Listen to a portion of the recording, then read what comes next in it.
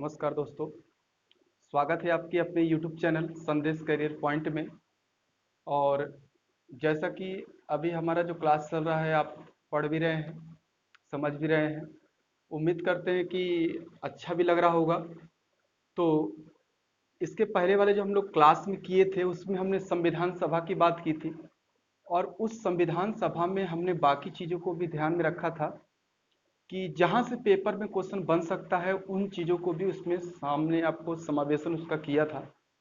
और उम्मीद करते हैं कि अगर आप उसको किसी किताब से भी पढ़ेंगे तो अब वो आपको पहले से बेहतर समझ में आया होगा। तो चलिए, और एक आग्रह ये करना है कि अगर मैं लेक्चर से समझा देता हूँ तो आप उम्मीद यही रखिए कि कम से कम किताबों को भी खोलकर एक बार पढ़ लेंगे तो वो जो भी चीज़ें होंगी वो आपको क्लियर हो जाएंगी। ठीक है, आज हम बात करेंगे प्रस्तावना, भारत के संविधान की प्रस्तावना। देखिए, ये ऐसा टॉपिक है, एक छोटा सा टॉपिक है, लेकिन हमने इसको अलग से वीडियो बनाने का इसलिए निर्णय लिया क्योंकि मैंने अक्सर देखा था और यूपीएसआई के प्रीवियस ईयर पेपर के क्वेश्चनों में भी ऐसा देखने को मिला है। केवल यूपीएसआई ही नहीं, सभी एग्जामों में अगर देखा जाए तो इस टॉपिक का बहुत बड़ा महत्व होता है। स्टूडेंट इस टॉपिक को भूल जाता है, समझने में दिक्कतें होती हैं। तो मैंने यहाँ पे बोर्ड पे कुछ चीज़ों को लिखा है जो कि जिससे कि मैं आपको आसानी से समझा सकूँ, वो चीज़ आप बेहतर तरीके से लिख भी पाएँ। अगर मैं ऐसे समझाऊंगा तो थोड़ी प्रॉब्लम आपको हो सकती है, लेकिन इसके साथ मैं आपको जब बताता चलूंगा तो वो आपको थोड़ा बेहतर समझ में आएगा। तो इसलिए आज जो हम लोग पढ़ने वाले हैं वो पढ़ेंगे भारत के संविधान की प्रस्तावना, अर्थात प्रियम्बल ऑफ इंडियन कॉन्स्टिट्यूशन। प्रस्तावना की बात करें तो इसके पहले वाले वीडियो में मैंने आपको बताया था कि 13 दिसंबर 1946 को पंडित जवाहरलाल नेहरू के द्वारा उद्देश्य प्रस्ताव को संविधान सभा के समक्ष प्रस्तुत किया गया था। लेकिन उस उद्देश्य प्रस्ताव को 13 दिसंबर को पारित नहीं किया गया। इसका कारण भी मैंने आपको बताया था। उसका कारण क्या था? तो देखिए, उसका कारण यही था कि कहीं न कहीं मुस्लिम लीग के द्वारा इसका जो बहिष्कार किया जा रहा था संविधान सभा की बैठक का, तो संविधान सभा में मुस्लिम लीग जब शामिल नहीं हो रहा था तो संविधान सभा के मेंबर जो थे, अर्थात जो सदस्य थे, उनका मानना यह था कि जब तक मुस्लिम लीग संविधान सभा में शामिल नहीं होता है, अर्थात संविधान सभा की बैठक में सम्मिलित नहीं होता है, तब तक हम इस पर विचार विमर्श नहीं कर सकते हैं। जब संविधान सभा में मुस्लिम लीग शामिल हुआ तो तत्पश्चात अगर हम देखें तो 22 जनवरी 1947 को उद्देश्य प्रस्ताव अर्थात प्रस्तावना की बात फिर कही गई और उसे 22 जनवरी 1947 को पारित कर दिया गया। इतनी बातें हम लोग लास्ट वीडियो में इस टॉपिक से संबंधित कर चुके हैं। उसी टॉपिक को थोड़ा आगे बढ़ाते हुए आज उन क्वेश्चनों के पहलू पर हम बात करेंगे जो आपके पेपर के लिए बहुत महत्वपूर्ण है। उम्मीद यही करते हैं कि आप इन शब्दों को, जो शब्द मैं समझाऊंगा उन शब्दों को आप बेहतर तरीके से समझते चलेंगे, क्योंकि देखिए इनमें शब्द थोड़े कंफ्यूजन होते हैं, कठिन वर्ड होते हैं, और उस कठिन वर्ड को समझने में थोड़ी प्रॉब्लम हो सकती है, लेकिन मैं आपको बहुत ही आसान लैंग्वेज में समझाऊंगा, उससे आप समझते चलिएगा। तो चलिए इसे स्टार्ट करते हैं। पहली बात तो मैंने यहां से आपको कर ही दिया कि पंडित जवाहरलाल नेहरू के द्वारा 13 दिसंबर 1946 को उद्देश्य प्रस्ताव प्रस्तुत किया गया था। यह उद्देश्य प्रस्ताव क्या था? उद्देश्य प्रस्ताव जो लास्ट इसका स्वरूप बना हमारे देश के संविधान के सामने, अर्थात हमारे देश के लोगों के सामने जो इसका स्वरूप सामने आता है वह प्रस्तावना के रूप में आता है। तो इसमें क्या चीजें लिखी गई थी? बात थोड़ी हमको यह भी समझना चाहिए कि आखिर प्रस्तावना की कौन सी बड़ी बातें हैं। अगर मैं आपको बता दूं, हमारे देश में चाहे वो सुप्रीम कोर्ट हो अर्थात सर्वोच्च न्यायालय, या हाई कोर्ट हो या उच्च न्यायालय हो, तो ये कोई भी निर्णय देने से पहले हमारे देश की जो संविधान है उस संविधान में दो चीजों पर इनका रेफरेंस ज्यादा होता है। वह एक आपका फंडामेंटल राइट्स और एक है आपका प्रियम्बल अर्थात मौलिक अधिकार, और संविधान की प्रस्तावना को ध्यान में रख के कोई निर्णय दिया जाता है। आखिर इतना महत्वपूर्ण हमारा प्रस्तावना क्यों है, इसकी चर्चा करते। देखिए, इस प्रस्तावना में यह दर्शाया गया है कि कहीं ना कहीं भारत में सरकार जो काम करेगी, सरकार का स्वरूप कैसा होगा, सरकार किस हिसाब से काम करेगी, सरकार कौन कौन से अधिकार के थ्रू जनता के हित में कार्य करेगी, उन सभी पहलुओं को ध्यान में रखा गया है। अगर आपको यहां तक भी न समझ में आया हो तो मैं एक और चीज से आपको बताना चाहूंगा कि अगर आप इंटरमीडिएट किए होंगे, 12वीं पास होंगे, तो उसमें इंग्लिश में एक लिखने के लिए आता था शॉर्ट स्टोरी। शॉर्ट स्टोरी का मतलब यह है कि अगर आप हमारे देश की संविधान की प्रस्तावना को अगर पढ़ लें तो आप यह चीज समझ सकते हैं कि संविधान सभा के लोगों ने प्रस्तावना में उन बातों का सर्वाधिक उल्लेख किया है, उन मूल्यों पर ज्यादा बल दिया है जो संविधान में सबसे मस्ट था, सबसे जरूरी था। तो वो बातें क्या है, उसी की आज हम अध्ययन करेंगे। ठीक है, तो यहां मैंने बताया कि जवाहरलाल नेहरू ने इसे क्या कहा, संविधान सभा के समक्ष 13 दिसंबर 1946 को उद्देशिका प्रस्ताव को यह प्रस्तुत किया था। लेकिन मैं आपको बता दूं, एक बेरूबारी जो संघवाद है, एक वाद था 1960 का। सुप्रीम कोर्ट ने इस वाद में अपने निर्णय में यह फैसला दिया था कि जो हमारी भारतीय संसद है उसे कहीं ना कहीं बात करें तो प्रस्तावना में संशोधन करने का अधिकार नहीं है। यह बात भी आपको ध्यान रखिएगा। 1967 का वाद भी था। फिर अगर उसके बाद हम 73 के बाद में पढ़ें तो वो तो मोस्ट इंपॉर्टेंट है, जो कई बार पेपर में पूछा गया और यूपीएसआई का क्वेश्चन भी है, केशवानंद भारती बनाम केरल राज्य का मुकदमा 1973। 1973 के मुकदमे में एक्चुअल में यह कहा गया, सर्वोच्च न्यायालय ने यू टर्न लेते हुए अपने फैसले से, जो उन्होंने 1960 में कहा कि संसद को प्रस्तावना में संशोधन करने का अधिकार नहीं है, वही केशवानंद भारती वाले केस में यह बताया गया कि संसद प्रस्तावना में संशोधन कर सकती। तो अगर, लेकिन वहां पर यह कहा गया कि प्रस्तावना में संशोधन कर सकती है, परंतु वह संविधान के मूल ढांचे को प्रभावित न करता हो। क्या न करता हो? वह संशोधन संविधान के मूल ढांचे को प्रभावित न करता हो। इसको ध्यान में रखकर संसद प्रस्तावना में क्या कर सकती है? संशोधन कर सकती है। तो ये दो वाद याद रखिएगा। तीसरा वाद है एसआर बॉम्बे वाद। एसआर बॉम्बे जो थे कर्नाटक के पूर्व मुख्यमंत्री रहे, उन पर यह बात था और इसमें सुप्रीम कोर्ट ने कहीं ना कहीं प्रस्तावना को संविधान का आधारभूत बताया था कि यह आधारभूत है, अर्थात आधारभूत ढांचे के रूप में इसको क्या किया है? प्रदर्शित किया है। ठीक है, चलिए अब हम यहां पे बात करते हैं कि यह क्वेश्चन कई बार पेपर में पूछ लेता है कि कहीं ना कहीं प्रस्तावना कहां से लिया गया। जैसा आप जानते हैं कि हमारे संविधान में, अगर आप भारतीय संविधान के स्रोत की बात करें तो भारतीय संविधान की अगर स्रोत दो तरीके से हो सकता है। एक है इसका बाह्य स्रोत, एक है आपका आंतरिक स्रोत। आंतरिक स्रोत में मैंने आपको बताया था कि सबसे ज्यादा जो गहरा प्रभाव पड़ा है वो भारत शासन अधिनियम 1935 का ही पड़ा है, जो हमारे संविधान को, उसको हम ब्लूप्रिंट कहते हैं। लेकिन बाह्य स्रोतों में अगर हम बात से ध्यान से समझे तो बाह्य स्रोतों में हमने दुनिया के 60 देशों के संविधान का अध्ययन करते हुए हमने 10 देशों के संविधान से कुछ न कुछ चीजों को ग्रहण किया है। तो यह क्वेश्चन पेपर में आ जाता है कि प्रस्तावना कहां से लिया गया है। आपके पेपर में कई बार क्वेश्चन आया है, यूपीपीएससी 2016 के प्रीलिम का क्वेश्चन है, इसलिए मैं आपको बता रहा हूं कि इसको थोड़ा ध्यान दीजिए। अगर आप यूपीएसआई की तैयारी कर रहे हैं, लेकिन आपको ध्यान रखिएगा अगर जीएस के पेपर को आप देखें तो बहुत स्टैंडर्ड लेवल के क्वेश्चन पूछे गए हैं, तो हम चाहते हैं कि उसी लेवल के क्वेश्चन के साथ हम इस क्लास को कंटिन्यू करें। तो वहां से यह प्रश्न आ गया कि प्रस्तावना कहां से ली गई है। तो देखिए, जो प्रस्तावना का जो स्वरूप है, जो प्रस्तावना का जो हमारे प्रावधान है, वो हमने अमेरिका के संविधान से लिया है।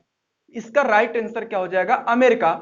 मतलब अगर यह पूछे कि प्रस्तावना कहां से लिया गया है तो इसको हम क्या कह सकते हैं? अमेरिका से।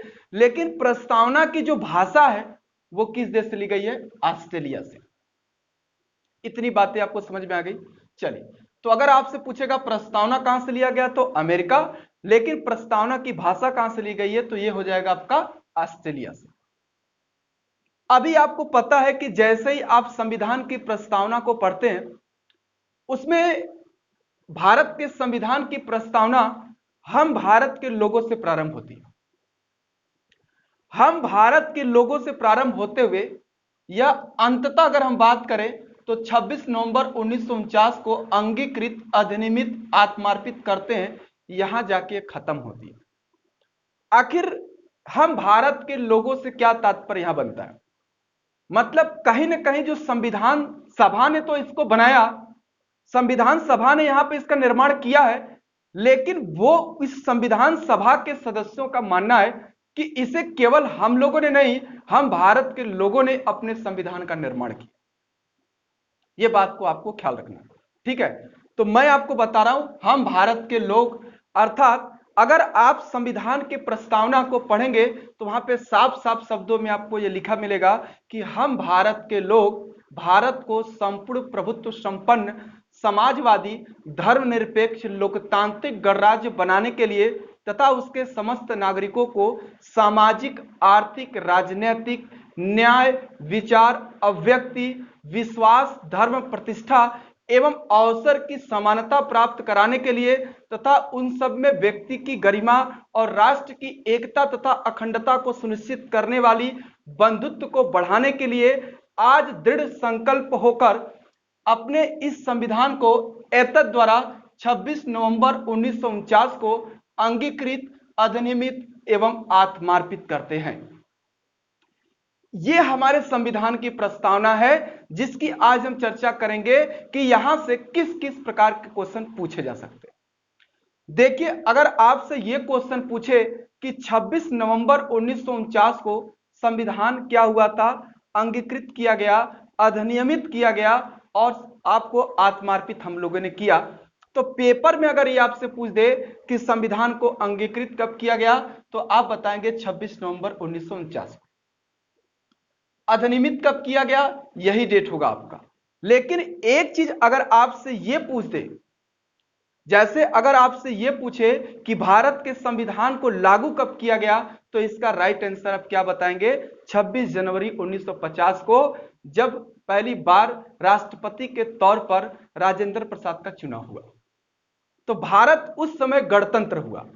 तो यह ध्यान रखिएगा, अगर आपसे यह क्वेश्चन पूछे या देखते होंगे ऐसे प्रश्न आते हैं, आजाद भारत के पहले प्रधानमंत्री, आजाद भारत के पहले राष्ट्रपति, तो इसका तात्पर्य यह है कि 15 अगस्त 1947 के बाद की बात होगी। गणतंत्र भारत के पहले व्यक्ति, गणतंत्र भारत की पहली महिला, अगर ऐसा क्वेश्चन पूछता है तो इसका मतलब है कि 26 जनवरी 1950 की बात की जाए।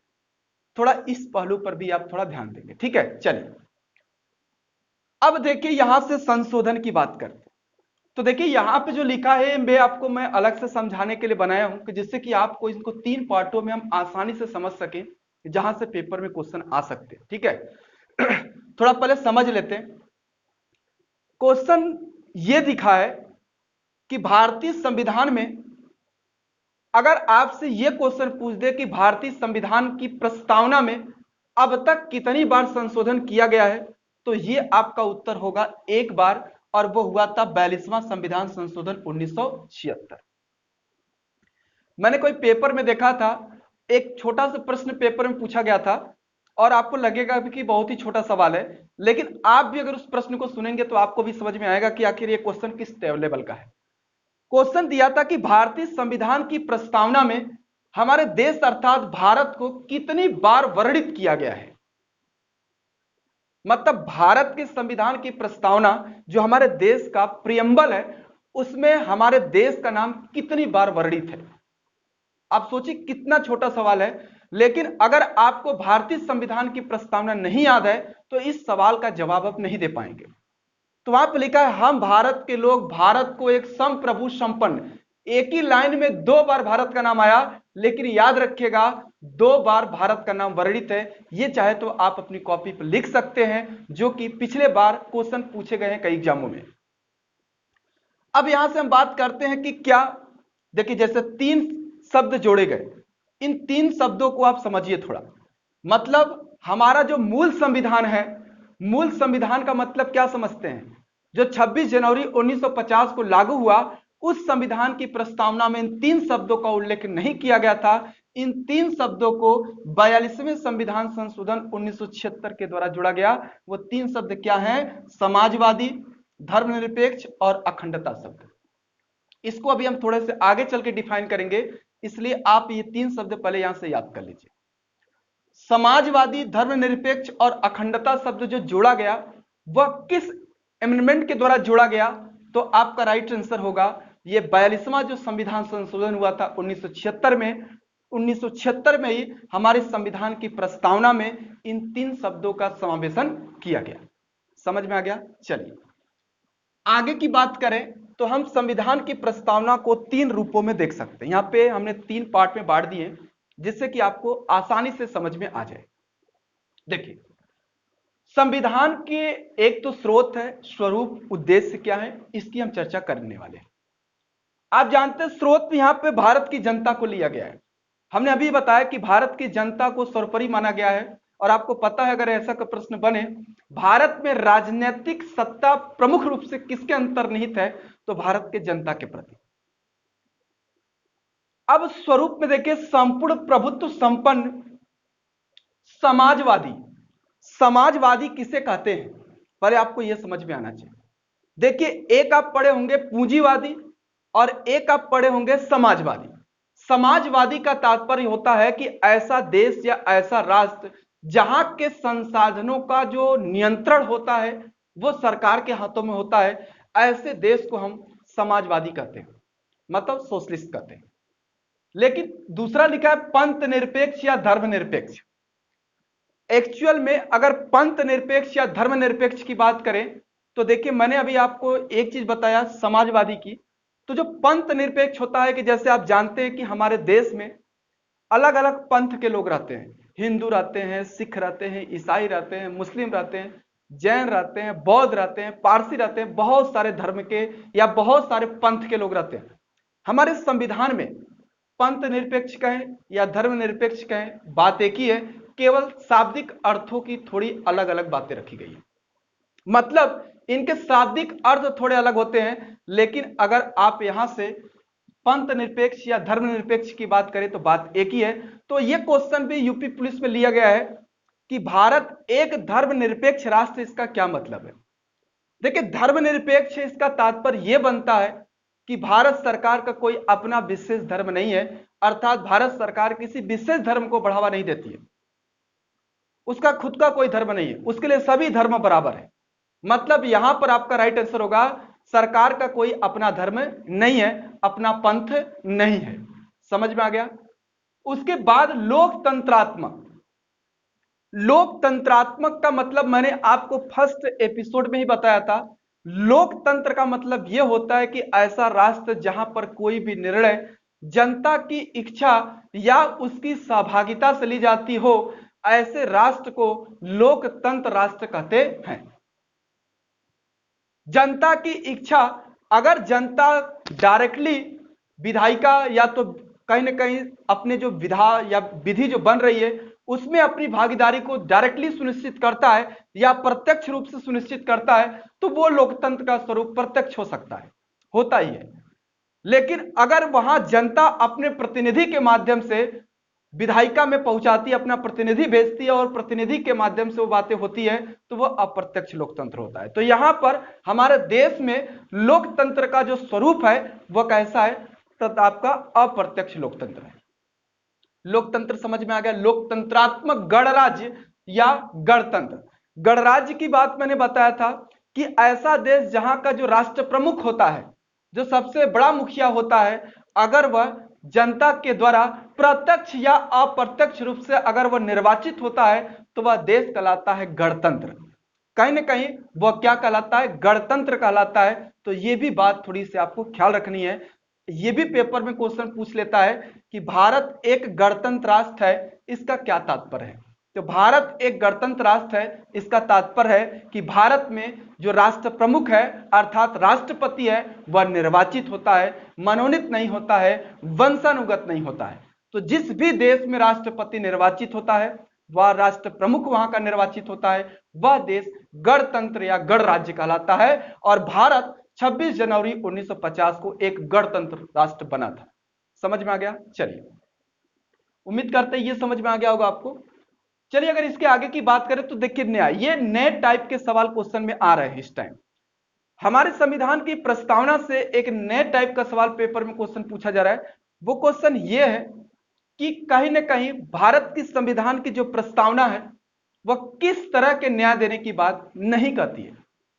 ऑप्शन होगा समाज, आपका आर्थिक, राजनैतिक, देखिए सामाजिक, आर्थिक, राजनैतिक या धार्मिक, ऐसे क्वेश्चन दे सकता है।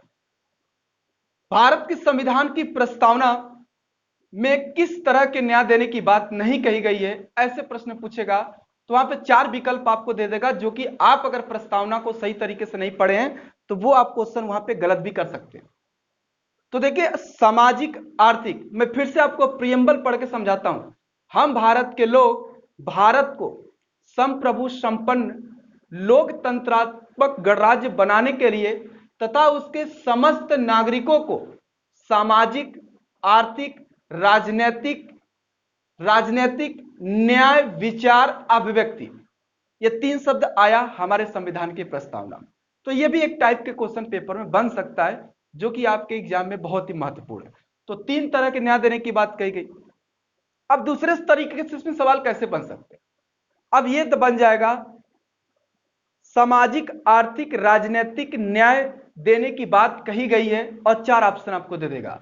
प्रस्तावना में, फंडामेंटल राइट्स में, मौलिक अधिकार में, राज्य के नीति निर्देशक तत्व में, डी दे देगा ए और सी दोनों में। तो ध्यान रखिएगा, अगर आप इन तीनों की बात करें, सामाजिक, आर्थिक और राजनीतिक का, तो अनुच्छेद 38 अगर आप पढ़ेंगे जो आपके डीपीएसपी में मिलेगा।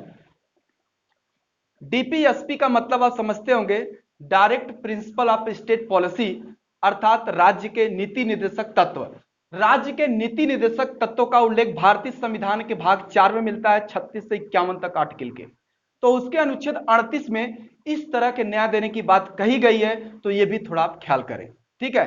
तो याद रखिएगा, इस तरह के न्याय देने की बात हमारे संविधान की प्रस्तावना में भी किया गया है, और साथ साथ अगर हम बात करें तो राज्य के नीति निर्देशक तत्व में भी यह बात कही गई है, ठीक। चलिए, उसके बाद अगर हम स्वतंत्रता की बात कर लेते हैं, देखिए यहां पर विचार अभिव्यक्ति की स्वतंत्रता होगी। विचार अभिव्यक्ति की स्वतंत्रता, ध्यान रखिए, बोलने की स्वतंत्रता। अगर बोलने की स्वतंत्रता की बात करें तो आप फंडामेंटल राइट्स का अनुच्छेद 19 में आप पढ़ेंगे तो आप लिखा है विचार एवं अभिव्यक्ति की स्वतंत्रता, राइट टू फ्रीडम, जो कि अनुच्छेद 19 के अंतर्गत वहां पे 19 से 22 में दर्शाया गया, तो वहां भी है।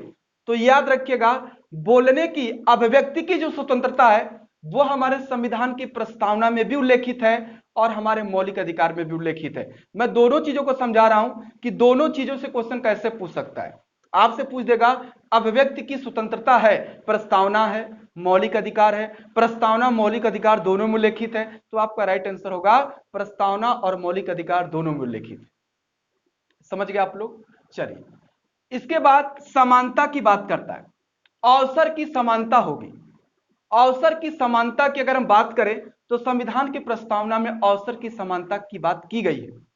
जो अवसर की समानता की बात की गई है, तो अवसर की समानता होगी तो आप भारतीय संविधान का अनुच्छेद 16 पढ़ लीजिए, वहां भी अवसर की समानता की बात कही गई है। तो अगर पूछ दे कि अवसर की समानता है, यह प्रस्तावना में भी है और आपको पता होगा कि मौलिक अधिकार के अनुच्छेद 16 में भी यह क्या है, वर्णित है। समझ गए? चलिए, व्यक्ति की गरिमा, अखंडता, आपको मैंने अभी बताया इसके बारे में। व्यक्ति की गरिमा और अखंडता को हमें क्या करना है, बनाए रखना है। साथ साथ अगर हम बंधुत्व की बात करें, ये आपको पता है कि 2013 में मैंने देखा था कि ये एसएससी के क्वेश्चन पेपर में एमटीएस में देखने को मिला था। भारतीय संविधान की प्रस्तावना में उल्लेखित बंधुत्व का क्या तात्पर्य होता है, ऐसा प्रश्न क्वेश्चन पेपर में देखने को मिला। बंधुत्व का मतलब होता है भाईचारा। यह बंधुत्व कहां से आया, अगर आप ध्यान से समझिएगा, जो 1917 में फ्रांसीसी क्रांति हुई थी, उसका नारा ही था स्वतंत्रता, समानता और बंधुत्व। एक नए टाइप का सवाल एग्जामिनर आपसे ले सकता है कि संविधान की प्रस्तावना में उल्लेखित स्वतंत्रता, समानता और बंधुत्व किस क्रांति से प्रभावित है या किस क्रांति की देन मानी जाती है। तो अभी आपको पता होगा कि ये फ्रांस की है, तो ये राइट आंसर इसका क्या होगा, फ्रांस। और फ्रांसीसी जो क्रांति हुई थी 1917 में, उस 17 की जो उसका नारा था उसे हमने अपने संविधान की प्रस्तावना में, अपने संविधान में क्या किया, सम्मिलित किया। ठीक है, समझ में आ गया आपको। तो ये कुछ क्वेश्चन है जो कि आपके पेपर में पूछे जा सकते हैं। अब एक बात कर लेते हैं कि संविधान की जो प्रस्तावना है, आपको पता होगा कि संविधान की प्रस्तावना को संविधान की कुंजी कहा जाता है। यह आपको ध्यान रखना है, संविधान की कुंजी भी कहा जाता है। साथ साथ संविधान की प्रस्तावना को संविधान की आत्मा की संज्ञा किसने दिया, यह क्वेश्चन पेपर में आ सकता है। तो संविधान की आत्मा की जो संज्ञा दिया है वो पंडित जवाहरलाल नेहरू ने संविधान की आत्मा कहा है। देखिए, आत्मा कहने का मतलब यह था कि कहीं ना कहीं सबसे संविधान का जो एक तरीके से देखा जाए तो एक मूर्त रूप जो सामने आता है कि भारतीय संविधान के मुख्य मुख्य बातों को इसमें रखा गया है। किसमें रखा गया, तो यह आपको याद रखना है कि प्रस्तावना के अंतर्गत रखा गया है। अब हमारे डॉक्टर भीमराव अंबेडकर ने इस पर क्या अपना स्टेटमेंट दिया है। अगर आपसे क्वेश्चन यह पूछे कि डॉक्टर भीमराव अंबेडकर के अनुसार संविधान की आत्मा किसे कहा जाता है, तो उसका राइट आंसर क्या होगा, संवैधानिक उपचारों के अधिकार को, जो हमारा मौलिक अधिकार के अंतर्गत आता है। तो दो क्वेश्चन आपको यहां से याद कर लेना है। एक तो क्या याद करना है, संविधान की कुंजी किसे कहा जाता है, प्रियम्बल अर्थात प्रस्तावना को। संविधान की आत्मा किसे कहा जाता है, तो प्रस्तावना को। लेकिन जब वो एग्जामिनर आपसे डॉक्टर भीमराव अंबेडकर का नाम लगाकर पूछे और वो आपसे यह पूछे कि संविधान की आत्मा किसे कहा जाता है, तो आपका उत्तर होगा संवैधानिक उपचारों के अधिकार। एक और प्रश्न बन सकता है कि भारतीय संविधान की प्रस्तावना में अब तक कितनी बार संशोधन किया जा चुका है, तो यह राइट आंसर होगा एक बार, जो कि आपको इसका नाम याद करना। ठीक है, तो याद हो जाएगा कि एक बार संशोधन हुआ, इन तीन शब्दों को क्या किया गया, हमारे संविधान में जोड़ा गया। एक सवाल यह भी बन सकता है कि मूल संविधान की प्रस्तावना में निम्नलिखित में से किसका उल्लेख नहीं किया गया। तो ये तीन शब्दों को याद रखिए। मूल संविधान का मतलब 26 जनवरी 1950 के संविधान की बात हो रही है, लेकिन यह कब जोड़ा गया, 1976 में। समझ में आ गया होगा आपको। एक क्वेश्चन मैंने देखा कि क्वेश्चन कभी पूछा नहीं गया, लेकिन क्वेश्चन आ सकता है पेपर में, और मैं आपसे उम्मीद करता हूं कि इस क्वेश्चन का जवाब आप कमेंट बॉक्स में जरूर दीजिए। मेरा क्वेश्चन यह है, भारत के संविधान का एक्चुअल में आदर्श वाक्य क्या है, यह आदर्श वाक्य आपको बताना है। ठीक है, आप कमेंट बॉक्स में जरूर इसका उत्तर दीजिएगा। अगर आपको वीडियो अच्छा लगा होगा अभी तक, तो ये आप अपने दोस्तों को ज़्यादा से ज़्यादा शेयर करिए। देखिए, अगर आप ज़्यादा से ज़्यादा शेयर करेंगे और आप लाइक करते हैं तो उससे थोड़ा हमारा मनोबल बढ़ता है। ठीक है, और कहीं ना कहीं ये चीज़ें हम जो कर रहे हैं वो आपके लिए कर रहे हैं, और आप थोड़ा बहुत तो कर ही सकते हैं। तो ज़्यादा से ज़्यादा लोगों को शेयर भी करिए। और अभी भी आपको बाकी क्लासेस भी मिलने लगेंगे, ऐसी कोई बात नहीं है। और जो चीज़ें मैं आपको बता रहा हूँ वो एकदम फैक्ट बता रहा हूँ, जो कि आपके पेपर में पूछा जा सकता है। देखिए, बहुत ज़्यादा बताने का कोई मतलब नहीं है, और वो जितनी आपके पेपर में ज़रूरत है उसकी पूर्ति की जाए, बस उतना ही बहुत ज़रूरी है। ठीक है, चलिए, तो उम्मीद करते हैं कि यह वीडियो आपको अच्छा लगा होगा। अगर अच्छा लगेगा तो अपने दोस्तों को जरूर शेयर करिएगा। चलिए, बहुत बहुत धन्यवाद।